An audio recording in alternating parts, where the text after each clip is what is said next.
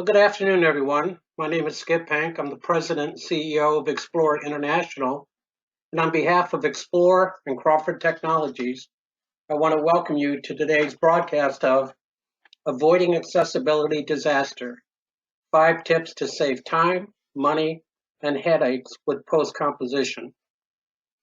Our speakers today are Leah Mora, Senior Product Manager, and Paul Rokos, Vice President, Partner Sales and Success. Before we begin, I want to share a few tips with you. As an attendee, you should see an attendee control panel, which can be expanded or collapsed by clicking the plus or minus on the left side of each pane. You can use the question and answer feature to send text questions to me, and we'll queue these questions up to be answered at the end of the presentation. You can also click the square to toggle the viewer window between full screen and window mode. As always, we are recording this webinar, and you'll receive a link to view along with a copy of the presentation in approximately 2 to 4 business days. I would like to note that all data and information provided in this webinar and expressed by the presenters is for informational purposes only. Explore International makes no representations as to accuracy, completeness, suitability, or validity of any information. So now please join me in welcoming Leah. Leah, the show is yours. Thank you, Skip. And as you mentioned, today Paul and I will be providing some tips for saving time, money, and headaches when dealing with post-composition document accessibility. Now, before we do get into those tips, a couple of things that we will want to cover. Many people are not entirely familiar with document accessibility. They have an idea, but they don't really understand what it is and how it can affect the creation of documents or distribution of documents. And before we cover these tips as well, we need to discuss the differences between post-composition and at composition.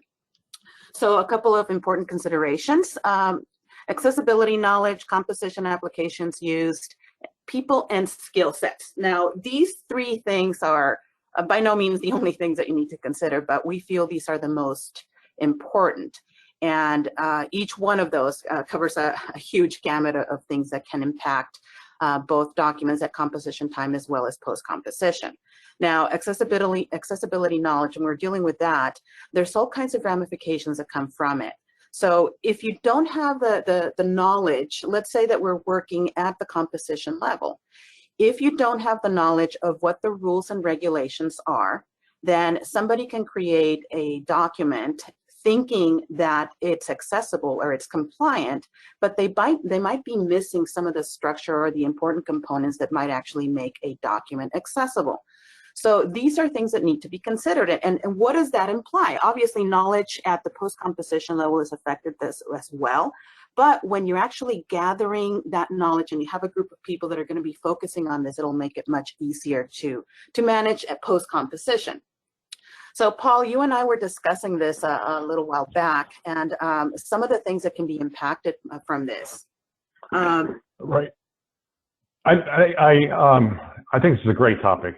Obviously, the knowledge side is enormous, but you quickly get down to some fundamentals, and that people are asking the questions. You know, is this really about implementing accessibility via the composition tool, or is it at the post-composition or after composition? Because both places have great strengths. And in doing a composition, obviously with the content author there, they can provide the added benefit that they know exactly what the message is, and they can code it accordingly and get it the right communication. The difficulty, getting back to the knowledge side, is there's not enough people out there that have the knowledge to successfully remediate these documents. It's a tough thing to learn. So, Leah, you and I have been around the composition world for a long time. They're very powerful. They're great tools.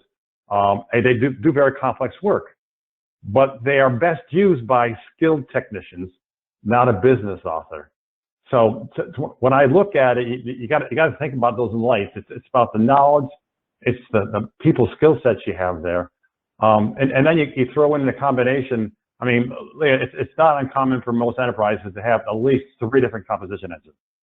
True? Right. At least. In some cases, I've At least. found there's 6 or 7 even. Right. So, and then you combine it with the different versions they have of the software, it multiplies. So the composition is very critical, but it's very complex.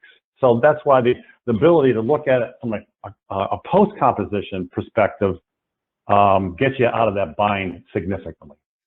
yeah, if you talk about having some of those composition tools, so you could have, or an organization could have a combination of legacy composition tools as well as some of the newer ones. And if you're dealing with somebody, like you said, somebody that's technical and very familiar with the process of creating a document, and let's start with talking about transactional documents. If you're creating a transactional document, they've been doing this for years, they're very familiar with it. Now, many of these composition tools, if not all, they were designed with composition in mind, not accessibility. And accessibility is being pretty much considered as an afterthought. So although they might do an okay job of it, they're not experts. They don't know all the ins and outs, and by no means are all the documents that are being generated actually compliant. That's one of the things that we've been encountering quite a bit in the past few years, is that organizations that have these composition tools and the organizations tell them, well, now we're actually adding the accessibility portion to it. So now when you create your documents, they're going to be compliant. And then they come to find out that some of those documents, and a good majority of them, are not exactly accessible. And in some cases, they might be accessible, but they're not usable. And I will touch on that later on, the difference between accessibility and usability. Okay. But what happens is, again, it's an afterthought. So that's not Right. what you actually want to manage accessibility. You want something that's dedicated, and it was created with accessibility in mind. And that's why post-composition can be very useful, because the great majority of tools that are out there, and certainly ours, were designed specifically for accessibility in mind, making sure that we're covering all the details, that, you know, we're dotting our I's and crossing our T's to make sure that everything is covered, and that the documents, even though they've already been created by another tool, when they are remediated, they come out as actually compliant. And by the way, I don't know the knowledge of people out there, but remediation is a term that's used for taking a document that's not accessible and making it accessible. Certainly in the PDF and HTML world, is remediation refers to making documents accessible. So in other words, all 3 aspects when it comes to knowledge composition and people and skills, they're kind of combined, but they're the top ones that you want to watch out for, the top things that you want to invest in figuring out how to best apply these 3 aspects to make your accessibility workflow successful. Now, when it comes to people and skill sets, let's go back to the same group of people. You have the technicians at the composition level, but they're not trained in accessibility. And some people might think, okay, well, it's easy to train people in accessibility. You know, you teach them about tagging, you teach them about the structures and the headers, and you're done. It's not that easy, because things are constantly changing. These requirements are constantly changing. Some of the standards that are out there, if somebody learned how to do this, let's say 2 or 3 years ago, a lot has changed since then. And if you don't maintain those skills, you could be at risk, because if you're generating your documents believing that they are compliant, if you get into a situation where you distribute them, you could make somebody very, very unhappy if they're used to being able to interpret their data. If a user requires assistive technology to read their information and all of a sudden they cannot, somebody's going to be very unhappy. And there's nothing worse than having a bad reputation for claiming that you're producing accessible information and finding out that you're not. So those are all things that you need to consider. And it makes it much easier for all 3 of these. It makes it much easier to handle at the post-composition level. But even for those who are creating documents in an accessible format, these 3 issues need to be considered because they are the foundation for having a good document accessibility workflow and making it successful and not running into trouble, not just with litigation issues, but with people who require this information. Very good. Okay, so with that in mind, let's talk about, before we get into those tips, now you understand what some of the most important things that you need to consider when dealing with document accessibility are. Let's talk about the various formats that are out there. So what drives document accessibility? So there's, in my mind, there are two main driving forces, really. One is simply doing the right thing by providing documents in alternate formats and have this be dependent on what the recipient's needs are. So for example, if a user wants Braille, making sure that you provide reasonable accommodation, making sure that you provide them with the capability of choosing to receive the information in a physical format in Braille. But obviously, it's also providing the different types of accessibility. And there's two main types. You have the physical ones, which are when you're actually printing something, whether you're doing large print or Braille, whether it's contracted or alphabetic or e-text and audio. Those are all considered more of a physical aspect, the most common ones being large text and Braille. But then we have the digital aspects. And today we're going to be focusing on the digital aspects or the digital output, which is the majority of times being PDF. By no means only ones that are out there when you're dealing with accessible HTML or accessible PDF. Those are the most common, but there are also Word documents, Office documents, any other type of document that's being shared, anything that's customer facing needs to be made accessible. And once again, hey, Leah? Yes. Leah, one question before you go to the next slide. I just recently listened to a presentation, and one of the customers asked about accessibility, and they asked a question about if that particular company had accessibility capabilities, and they said yes, because they meet the 508 requirements. To people like myself, the novice side of this, what does that really mean? And is it enough just to have 508? Well, Paul, it depends on several factors, and I would say the final answer is honestly no, because 508 deals quite a bit with web accessibility and pretty much affects any company that's dealing or doing business with U.S. government. Now, it does cover and it does talk about also document accessibility. However, that's not the main focus. So in order to be compliant, first of all, you need to look at the regulatory compliance in whatever area it is, whether it's the US, Canada, Europe, whatever it is. And second of all, you need to look at the actual documents that you're dealing with. With PDF, there are two main things that you need to consider, whether they're WCAG and or PDF UA compliant.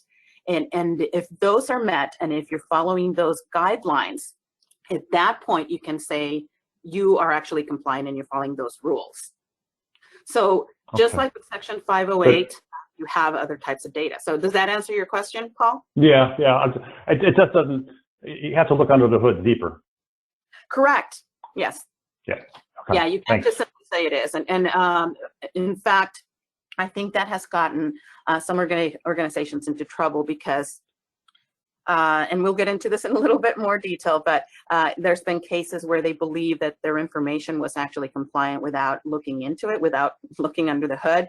And they came to find out that the majority information that they were putting out there was somewhat compliant, but not to the point where it actually was fully compliant. And that can be a huge problem. So yes, you need to be very careful, very detailed. And this goes back to what we were just talking about, making sure that that knowledge is there, that the organizations have the knowledge, or that they have assigned a group of people or have a department that know what they're doing and that they know what they're talking about to stay out of trouble and to keep people happy and be able to provide all the information that they need. Okay, and just like regulatory compliance is the other aspect. So the two main driving forces is making sure that the information is being provided and it's the right thing to do. And the other option is, not the other option, but the other driving force is regulations. And there's all kinds of regulations. So the ones that are listed here, that's just a handful, and there's tons and tons and tons of them. You have the Americans with Disabilities Act, Ontarians with Disabilities Act of Canada. You also have, I believe it's called the Disability Discrimination Act in the UK. So all of these are dealing with that touch on document accessibility. Some of them are focused on it. Others are covering all kinds of aspects with disabilities, but these are things that need to be considered. So now that we know the two main driving forces behind it, we need to talk about what are document accessibility solutions. So yes, you can provide information in accessible format, but why? In some people's minds, they might be asking, okay, well, what happens if you have a document that's accessible? What does that mean? Well, that means that a lot of these documents or a lot of these alternate formats are going to be providing the ability to use assistive technologies that have been designed and developed for people to be able to interpret information. And for these groups of people, it might be people that are partially sighted, blind, or have cognitive disabilities, that they are able to navigate these documents. And what these solutions do is they provide the documents in a way that they can be clearly and properly interpreted by these assistive technologies. Now, again, today we're going to be focusing on digital accessibility, and typically what comes with that is the assistive technology there is screen readers. Now, screen readers are going to apply to digital documents, but assistive technologies and assistive document accessibility solutions refer to anything that will aid someone in interpreting that information. But once again, we're going to be focusing on digital. So this is important, and it's important to get familiarized with the rules and regulations, because when you're not creating documents in an accessible format, not only are you not doing the right thing, non-compliance can be very, very costly. Litigations, there's all kinds of litigations going on right now where, and I mentioned earlier, where organizations were claiming that their information was accessible. They thought it was, and then they came to find out it wasn't, and that can be a very costly and detrimental issue. So why is document accessibility important? These are just a couple of statistics, and these are actually pretty important because a lot of people don't really understand why it's so important, and they don't have a good grasp or an idea of the amount of people in the world that actually depend on some of these technologies. So according to the World Health Organization, there's more than 2.2 billion people worldwide that have a near or distant vision impairment. And a substantial percentage of these people need assistive technologies just to get through their normal lives. In the US alone, it's upward of 32 million. So bottom line here is that the amount of people needing assistive technologies is growing. We just need to make sure that we, whatever plan is being put into place to distribute information, or if we're creating new workflows, just keep in mind that making documents or information accessible needs to be a part of that. Make sure that a culture of inclusion is being created, that no matter what is being considered or what is being built, that there is this culture of inclusion to make sure that everybody has access to the information that they actually require. So one other thing to cover is just that organizations need to care about accessibility, and yes, it's important because obviously it's the right thing to do. But meeting the needs and requests of a large and growing population is so crucial and so important, that all the things that need to be considered is to not only provide the information in accessible format, but make it a part of an everyday process. And where this fits in when you're talking about post-composition, even if you're doing it at composition, is making sure that you have a process that's sustainable. But bottom line here, it is the right thing to do. I mean, that's something that we all need to learn, and it's not something that we all need to believe in. It's the right thing to do. Obviously, the litigations, a lot of the organizations, that's kind of the driving force. But the number one thing is that we need to make sure that we are sharing the information with everybody that actually needs it. So with that, Paul, let's get into the tips of okay. How to save time, money, and headaches with post-composition. So I'll let you cover the different documents. Okay, great, thank you. There are two major categories. We're all familiar, obviously, with the transactional side of it, as well as static. The significant side on the transactional is you're always talking about the reoccurring communications. They're the bills, they're the statements, they're the notices. These are the documents that customers need to read today, or as part of their customer history file, need to review a little later. But you have to understand that these documents may come from different systems and be placed in different archives. So it's really crucial that you have the right preference management capability and the automated workflow to deliver that overall best customer experience, whether it is going to be a physical document, email, a text, an accessible document, or even a video. So the tip there is really all about the preference management and the automated, two different distinct areas. Because on the static side, it's all about these randomly formatted documents. They could be forms, brochures, and manuals, those sort of things there. And what's critical in turning those into meeting compliant accessibility-wise is that they use artificial intelligence tools. They play a big role in automating the remediation of these static documents themselves. So yeah, if you go to next, go ahead. Oh, sorry. One quick thing about this is if you have, let's say that then there's a lot of organizations, especially nowadays with the way things are changing, many organizations are distributing both transactional and static type of documents. So it is crucial, especially to make the distinction between the two of them, to have a workflow in place, again, that's repetitive and it's sustainable, because what can happen is if you don't do the right process, if you don't have the right things or the right checkpoints in place, you could have, for example, a static document that goes through a transactional workflow. Now, if you have a PDF document and you run it through, typically it should error out because it doesn't follow the right structure, but in some cases it might not, it goes through, and now you're ending up with a document that you possibly think is accessible, but it's actually not. So making sure that you have that distinction, that you understand which type of documents are which and how to deal with them will keep you out of trouble and make it easy for everybody to share information. Okay. Just to make sure we understand that accessibility documents in terms of transactional side, they fit the typical industries, our insurance, our government, education, healthcare, and financial services. These are the core underlying documents that, quite frankly, everybody in this group, I'm sure, is well familiar with. So that's the next slide. Yeah, so it's just good to make sure that you understand that. I mean, the main thing is that customer-facing documents need to be compliant. That's it. Right. Anything that's customer-facing, anything that you're distributing through email, websites, and all of these areas are we won't go through each one of them, but you can see, and as you mentioned, everybody's familiar with those type of documents. So let's move on to tip number 2, tagging elements. So let's talk about why it's essential and why you need to do due diligence and making sure that you are creating those elements in the right format. So let's start with a very simple one with images. When you have images in your document and you are creating a compliant or an accessible PDF, you're going to have what's called alternate text or alt text for an image. And this is the description of an image or a picture or anything on a document.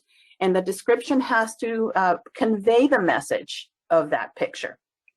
Now, they say that a picture is worth 1,000 words, but what those words that you use to describe a picture can be a little confusing. So, for example, Paul, the picture that you're seeing right now, what does that say to you, just from looking at it? To me, that says, don't bring your kid here. Okay. See, when I first saw that, I thought, don't hold your child's hand. This doesn't make any sense to me. Well, both you and I, what it actually meant was no walking on this street because it's very narrow and cars to go through there, and there's enough room for pedestrians and cars to go through.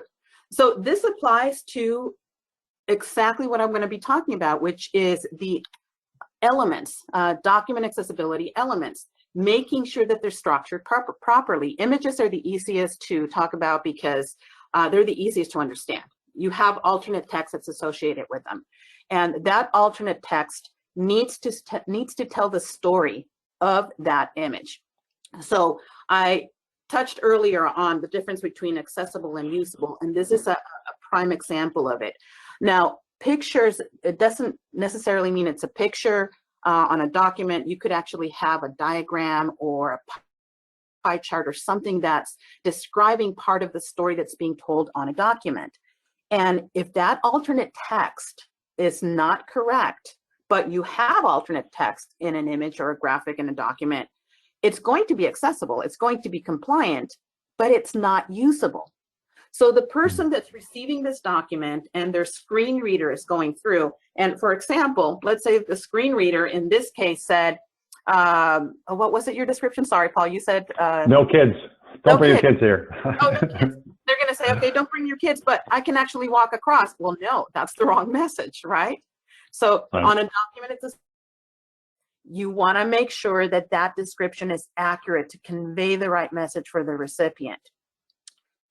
Just like with elements, just like with the image elements, you have other elements that are part of an accessible document. And these help a user navigate easily through a tagged or accessible document. By the way, I've been talking about tagging. For those of you who are not familiar with that term, tagging is creating these elements and making them available to the screen readers so that the users, when they're going through it with the screen readers, they can move from one element to another. So let's say that, for example, somebody receives a credit card statement. Instead of just reading it from top to bottom and reading every single line, when we look at a document, we actually go to the key aspects that are important to us.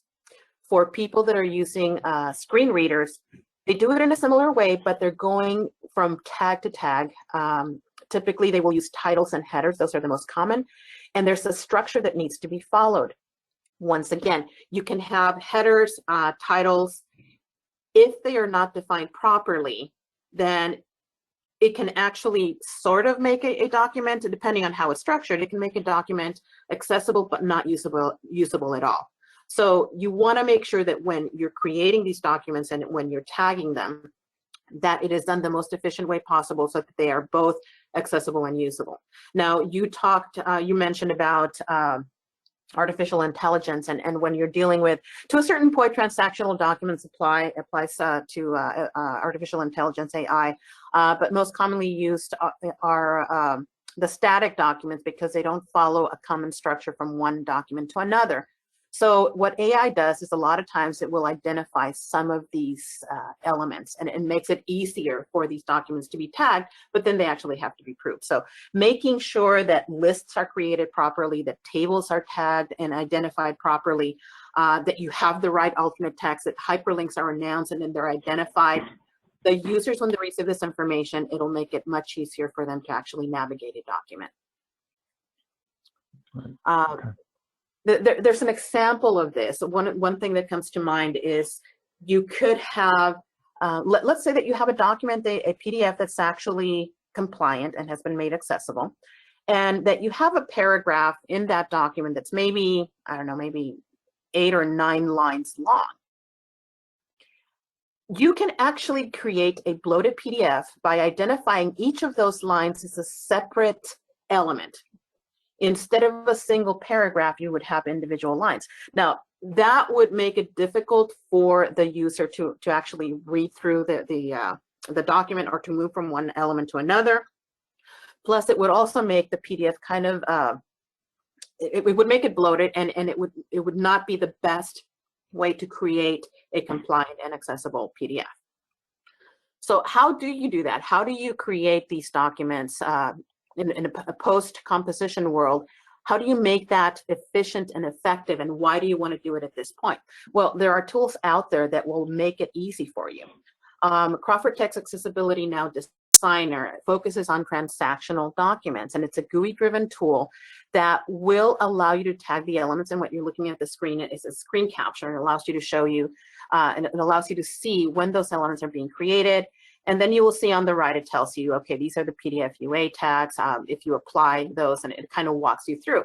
But it's quick to implement, it saves time and money, and once you've created these rule-based processes, you can actually reapply them to other documents. And that's the nice thing about transactional data.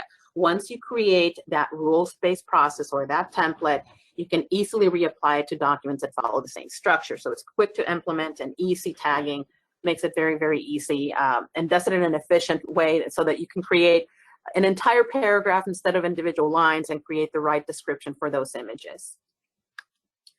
Now, when we're talking about static documents, you also have to have the right tool to do that. And once again, Crawford Technologies has a tool called Accessibility Now Remediate, and this is designed for static documents. The same as with the transactional, it provides a GUI-driven tool, and what you can see from the screen, this is, and you'll notice how they're actually sectioned off. The first one is a figure, so it's an image, it'll have a description.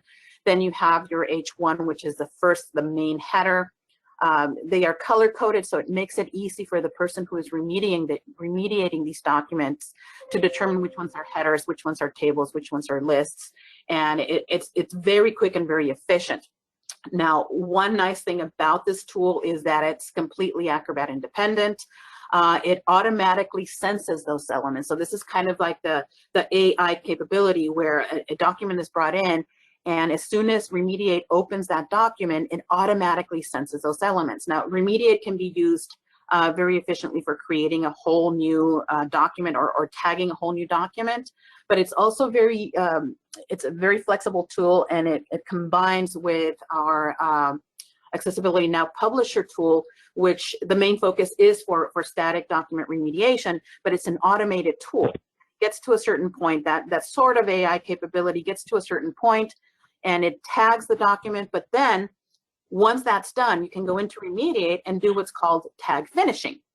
And it makes it very easy to complete the entire process and not spend hours and hours and hours on a document. If you're not familiar with how to do the tagging, it'll make it much easier, much simpler, very effective, and saves time and money. So let's move on to all right, let me jump in here on the training side, because we touched on the beginning there, and it's really obviously very important in terms of skill levels and the rules and best practices here.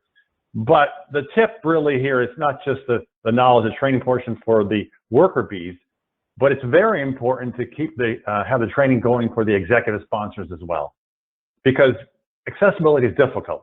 It takes time to understand. You have to put in place basically some ongoing training, both from a worker bee and executive sponsor perspective, so that it aligns with what you're trying to do from either a digital or a customer experience perspective. The last thing in the world you need, and it's very difficult today, is you have these different groups out there going down different paths, the whole silo effect. But the idea is keep the education going, not only in the rules and the regulations, but most importantly, what's going on in the best practices within your own industry itself. That's really, really important. And I kind of think about in terms of some of the best practices that are happening out there now for accessibility. And one of them is Accenture's done. They've actually created their own virtual accessibility center of excellence.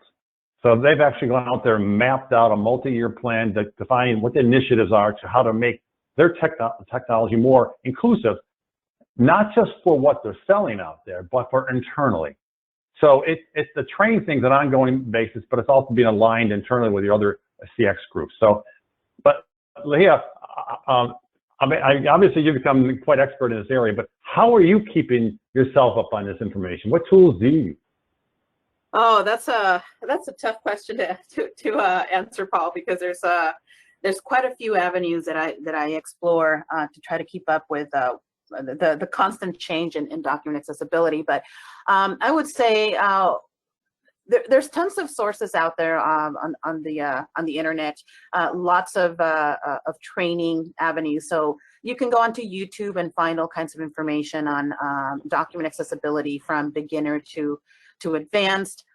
There's all kinds of areas that will offer a suite of courses that will provide you with this. And one of those is our Crawford Tech Accessibility Academy. There's about 24 courses on there to take people from beginners to advanced, but also not just on when you're talking about accessibility, it's not just about document accessibility. There's all kinds of other things that you need to consider, like web accessibility and creating these workflows and making sure that you're testing for it. So you want to make sure that you are looking at these different avenues, and that's one of the things that I like to do, to see what's out there. Also, I talk to a lot of our experts and talking to people who are actually using screen readers and assistive technologies, you get an actual insight as to what it is that you have to do to make this information usable, and accessible. So that's very important. I've said this many, many times because it's actually one of the key points about making information accessible. It's not just about making it compliant, but making it usable. And when you talk to somebody that uses these screen readers, you get a true sense of what they're actually getting. And if you put yourself in their place, you think, okay, well, I want to understand the information that's being given to me. And many times they're getting information that says it's compliant, but they're having a hard time understanding it. So training comes from talking to people, from attending sessions, seminars, webinars. It takes work and it takes wanting to actually learn. But if you want to do it and if you want to educate yourself, there's all kinds of sources out there for people. Okay, thank you. No problem. So that ties into our tip number 4, testing. Testing and quality assurance. So that actually kind of goes hand in hand with training, because let's say that you don't have somebody that's been trained properly on document compliance or document accessibility, they won't have an idea of how to test. So it ties in very nicely, but it's incredibly important because, once again, if those legislations have changed, and if somebody had put in a workflow 2 years ago to process information in a compliant format, if something changed and they're not familiar with it and they're not testing for it, they're going to continue to generate information that is actually not accessible. Testing is also very important because many times, I mentioned this early on, you could, or an organization could, believe that something was made compliant, and what you don't want to have happen is find out when it's too late that the information is not compliant or it's not accessible. There was a huge lawsuit involving the state of California Parks and Rec reservation system. Whistleblowers determined that their website was actually not accessible, despite the fact that they had actually hired somebody to make their information, not only their website, but their content accessible, and it wasn't. That's because they didn't test. That's because they didn't educate themselves. And they didn't provide the right training for their people, or they didn't have a group of people to provide this information. Now, I understand in some cases, organizations might not be big enough to have a dedicated team, but in those cases, they should resort, or you need to resort to somebody that does have this expertise and provide this capability. Making sure that not only are documents accessible, but are usable. So testing for that. Automatic testing will provide the results of whether your documents are accessible or not. There are tools that will help you do this. So we have an automated tool that's called Accessibility Now Validator, and that will validate automatically all the documents that you run through it, and it will let you know whether they are PDF UA and or WCAG compliant. Now, for the one-offs, there are tools that you can use. So you can use, for example, PAC3 or Adobe Acrobat, but those are very manual. You actually have to bring in the document and run their process to test the document, and they work fine when you just have a handful of documents. But when you have thousands of documents, or even if you have 100 documents, opening each one individually and testing it can be a pain. So you want to make sure that you kind of leverage that out and determine what is going to work best for you, but making sure that you test is super important to make sure that this information is actually being delivered in an accessible and compliant format. So this leads into tip number 5. Should you be doing document accessibility in-house, or should you outsource? And this kind of ties into what I was just talking about. If you have low volumes, maybe it's not the best solution to implement a full-blown compliance workflow in-house, and it might be more effective to outsource. Now, there are services that will take this information, run them through the process of remediation, and provide you with the accessible output, whether that's WCAG, PDF UA, or HTML5, obviously all accessible. In other cases, you might need consulting services.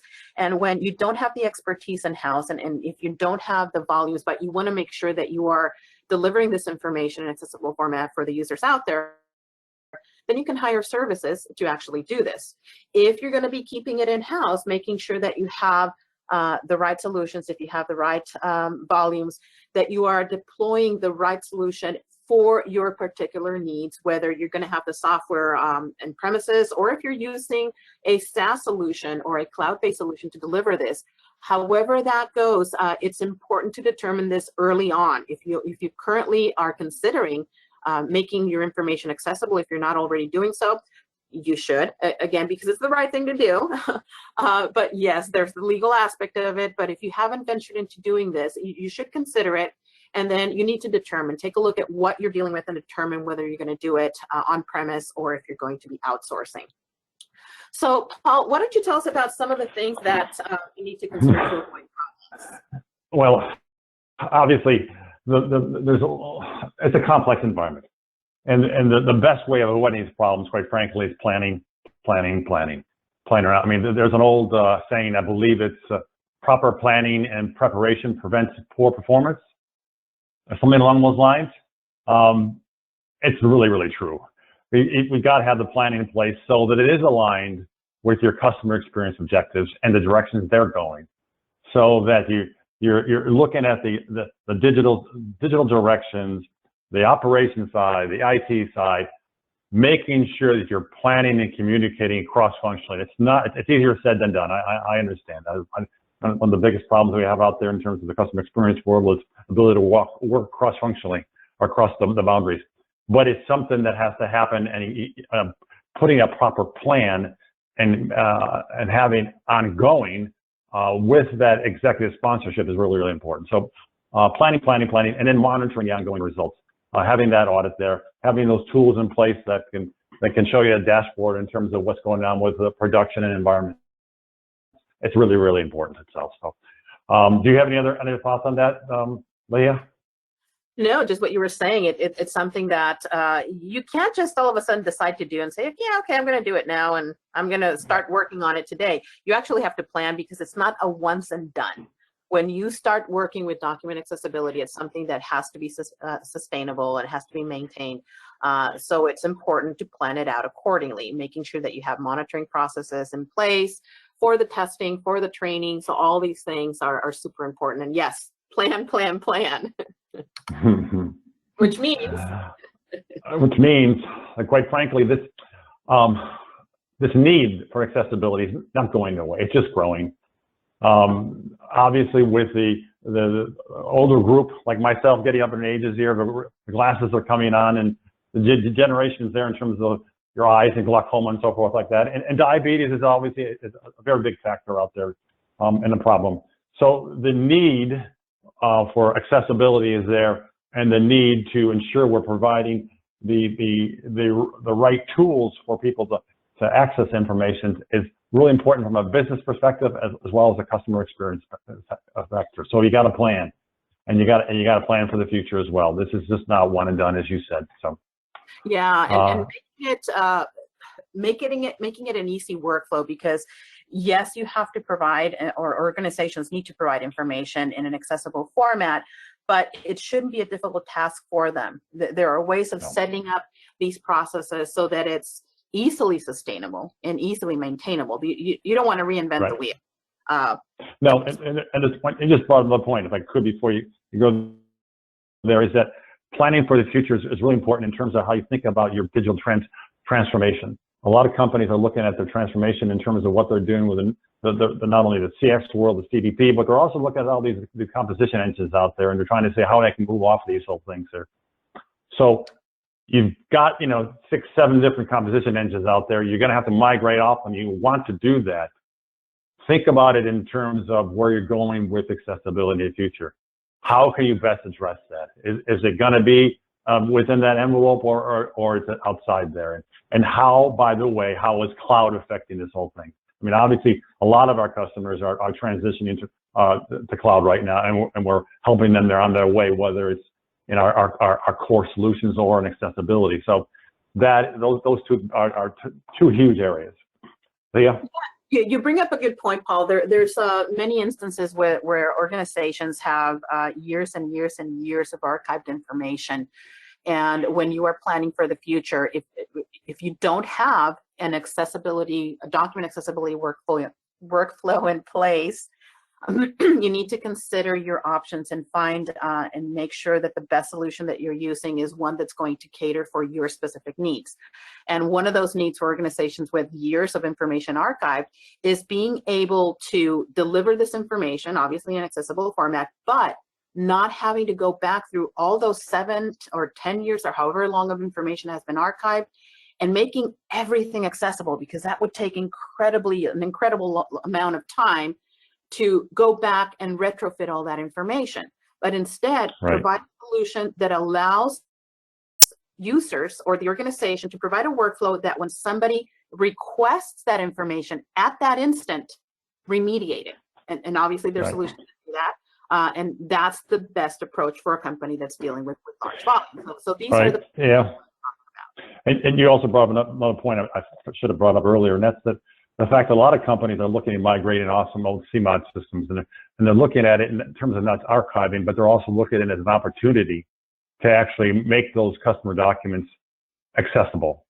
So we have a number of key partners that do that with us in terms of bringing accessibility to old CMOD systems when we're migrating to different areas. So it's a big opportunity to plan for. Yeah, and there's all different aspects to consider. So you want to make sure that you are considering all the aspects that are going to be touching on those documents that you need to share or they're going to end up being customer facing. So with that, Crawford Technologies Accessibility Now suite of solutions provides such products. So whether you're dealing with transactional or static or both, and whether the deliverables need to be WCAG compliant, PDF UA, or Braille, or large print, whatever that may be, there's a solution that will handle all of this and be able, and in that case that we were just discussing, being able to not have to touch those 7 or 10 years of archived information, but only touch it at the time of delivering, could save huge amounts of time and money for those organizations that don't want to go back and recompose those documents. So this is another tip as to why it would be a lot easier to do post-composition, because you don't have to recompose. You don't actually have to even pre-process all of those documents. You only have to do it at the time of request. And you will get a document that's accessible and compliant within seconds. So that makes it a much easier and happier customer experience to provide these workflows. And with that, if you have any questions, we would love to take them now. So if you've written any questions in, Hank, Skip is actually going to read those for us. And one last thing to mention before we get to those questions is that we would love for all of you to join us for our 2nd annual Customer Communications Virtual Summit. It's on May 5th. We're going to have 3 tracks, obviously a document accessibility track, an e-delivery and content services track, and an enterprise output management track. So we have key experts that are going to be speaking at our event. Lainey Feingold is a very well-known accessibility expert, document accessibility expert and advocate. And she knows her stuff. That always actually brings in a lot of people because she's very, very informative and has all kinds of great information to share. So Skip, did we get any questions? And if I could, hey, one more thing here. I think what's important is about this conference is we put this on for our customers. Started the first time last year, and we have over 1,400 companies. And last year we opened it up to the public, and we had over 500 people participate in it. But it's really about not only educational and for our customers, but also for everybody outside of this. So it's a great opportunity to take advantage of, hear from the good thought leadership discussions, and I think you'll really enjoy it. So thanks. Okay, so just a note, I've known Leah and Paul for many years, and many people at the Crawford team. If you have any, and I mean any questions regarding accessibility, give them a call. I urge you to be part of their virtual summit. And they also do some great presentations at our conference, which will be later this fall. So look to them as a source for your questions and technology solutions for accessibility. especially. So not just accessibility, but especially. So let me get into the questions. We do have a few questions here. First one is, do all these rules/guidelines on document and website accessibility apply to a company's intranets as well as their public websites? Yes. The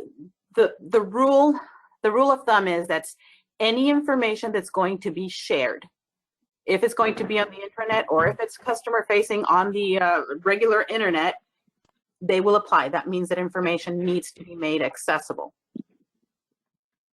Okay.